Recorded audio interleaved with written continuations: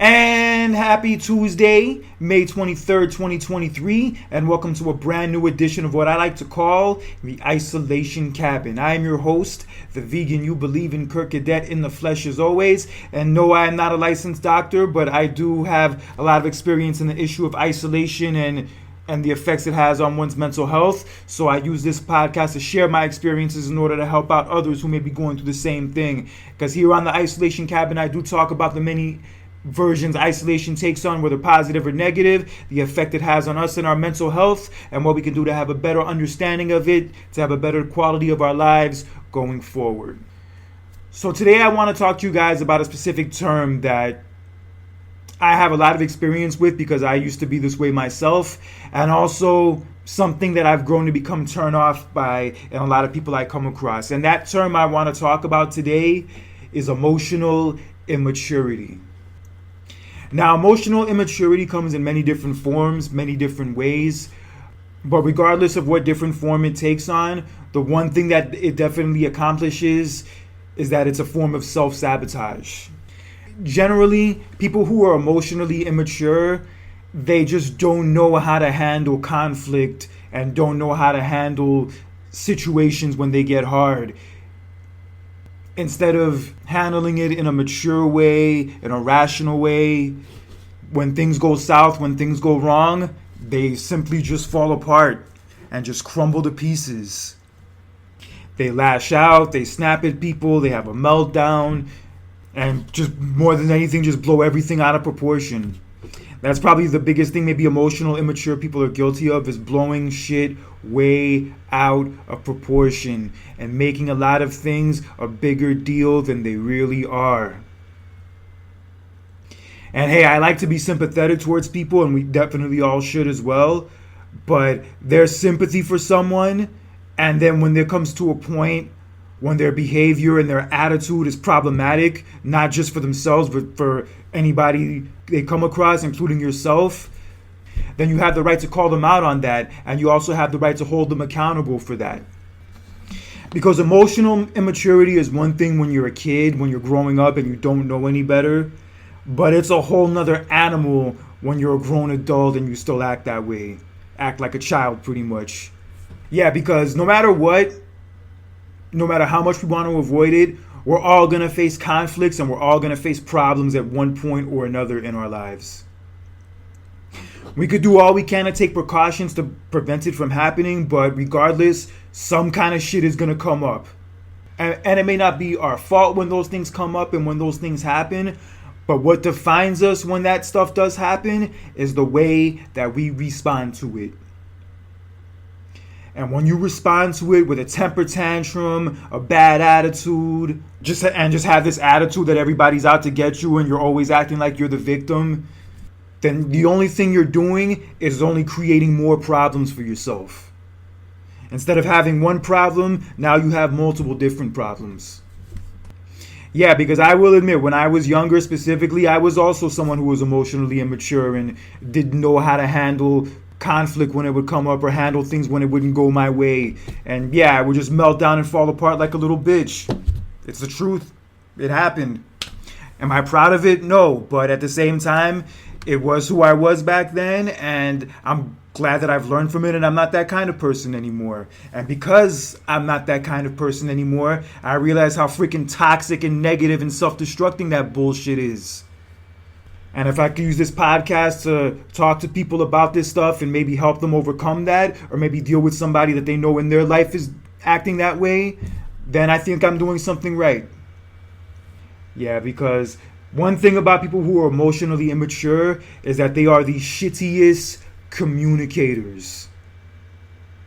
Because, as I mentioned before, people who are emotionally immature, when things don't go their way or if they have some kind of issue that comes up, they lash out, they lose their temper, they lose their cool, and they just basically become unapproachable. Yeah, because trying to communicate by yelling, screaming, throwing insults at someone, and basically acting like a little brat, you think anybody's really going to listen to you and really take you seriously? When you react that way to, let's say, an issue in a relationship or an issue with a coworker, if you constantly react that way where you constantly talk back to them, constantly insult them, constantly yell and scream at them for the smallest issue and the smallest incidents. After a while, these people aren't going to want to have anything to do with you. That kind of attitude, that kind of mentality just burns bridges, turns people off, pushes people away, and over time, the more you do that shit, the lonelier and lonelier you are going to become. And you'll just be sitting there wondering, oh, why doesn't anybody want to hang out with me? Why doesn't anybody want to talk to me? I'm a pleasant person to be around. No, you're not. No, you're not.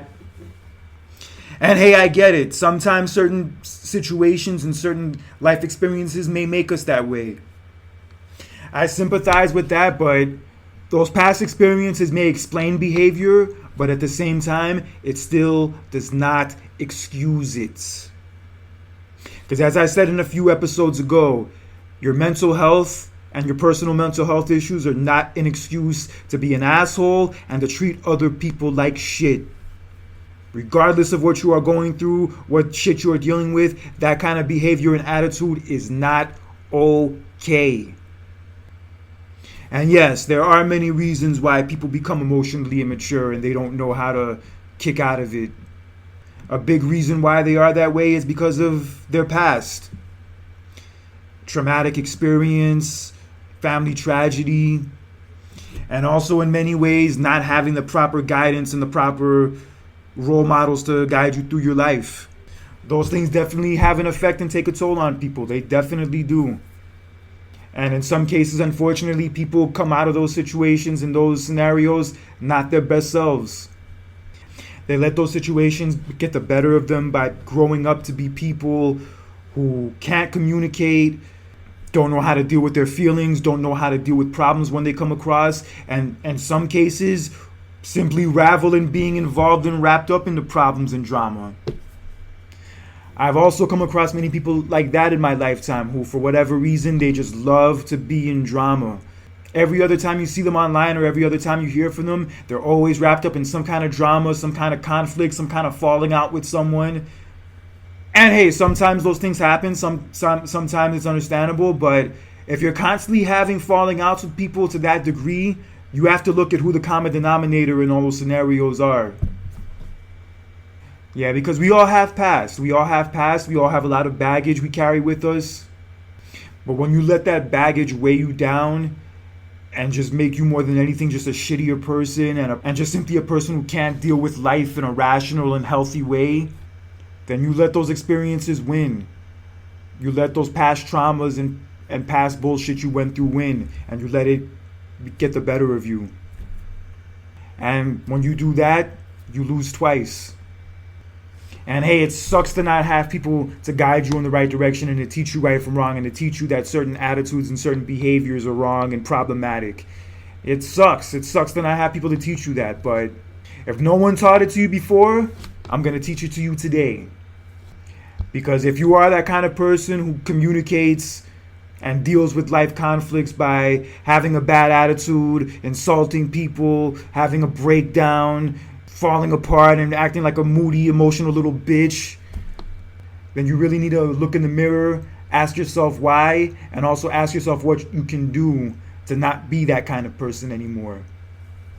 Because yes, none of us are perfect. All of us have problems. All of us have issues that we don't like. But there are people who recognize those issues within themselves and try to fix them and try to be better. And then there's other people who just simply won't take any accountability for those issues and just say, that's just who I am. And that kind of attitude and that kind of mentality is mad weak, mad soft, and I personally do not respect it. Because yes, we're not responsible for the way we were raised and for what certain life experiences happen to us, but we are responsible for the way we deal with them and the way we progress from our lives from them. So how would you go about being more emotionally mature? Well, I'll tell you from experience, it's not easy. It definitely took a lot of years of growing up, a lot of years of recognizing bad behavior and behavior that was problematic, and working at fixing it and stopping myself when I saw myself reverting back to that behavior. But if there's one lesson I've learned with being emotionally more mature, is whenever these situations come up, whenever these problems come up, the first thing you need to remember and the first thing you need to practice is to remain calm. The reason why people lash out so much and have such bad responses to when things go south and things don't go their way is because they act from a place of emotion and they act from a place of weakness. Honestly, a place of emotion and also, yes, a place of weakness. But the one thing they forget to do when they have that kind of reaction is think first. Before you act in that kind of way, you have to really think about whether or not that reaction is really going to solve your problem or even make you feel better. Those things that happen can be stressful and it could take a lot out of us, but I've just learned that remaining calm and keeping your cool even when those situations arise will better your chances at finding a solution to those set issues. When you have a calm mind state as opposed to a rational emotional mind state, it will keep your mind clear and allow it to focus on something that will actually help solve the problem, actually help fix whatever you're dealing with, as opposed to having a meltdown and making your problem all the worse than it has to be. And I know there's extreme cases when we might have a meltdown and fall apart, like let's say a death in the family or something along those lines. That's a completely more extreme case.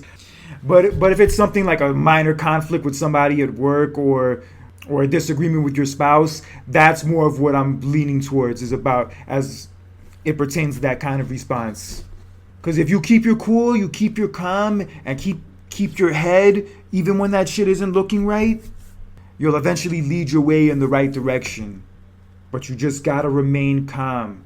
You have to not lose your shit. And when you remain calm and you keep your cool, that'll also help you in being a better communicator.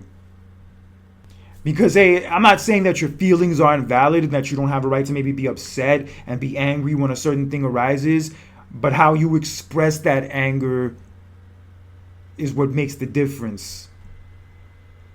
Because instead of yelling and screaming and calling somebody names whenever there's a disagreement or a conflict that comes up, if you just simply talk about what's bothering you and explain it, and just talk about the way it makes you feel or whatever have you, then chances are that other person will be willing to listen and willing to meet you halfway. The only time you should ever resort to yelling to get or screaming to get your point across is if someone's literally pushing you to that point and literally screaming in your face. But unless that's happening, that shit should not happen.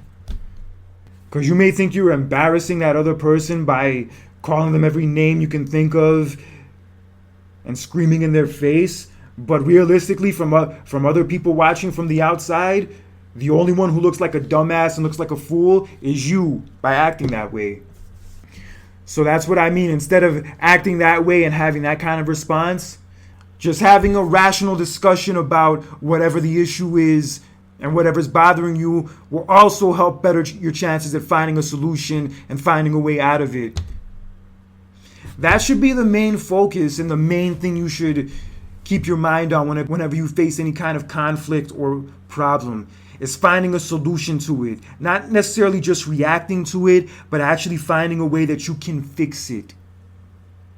And the best chance you have at fixing it is by responding to it in a rational, mature, and calm and cool way. I'm not saying it will always work out 100% the way you want it to, but if you come at it with that approach and that attitude, you'll be surprised at the situations you can get yourself out of.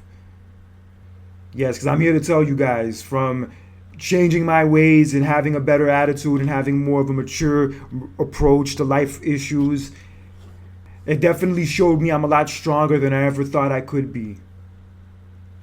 And I'm telling you, that strength and that power is one of the greatest gifts that you can give yourself. And once you get it, once you have it, you will never want to lose it.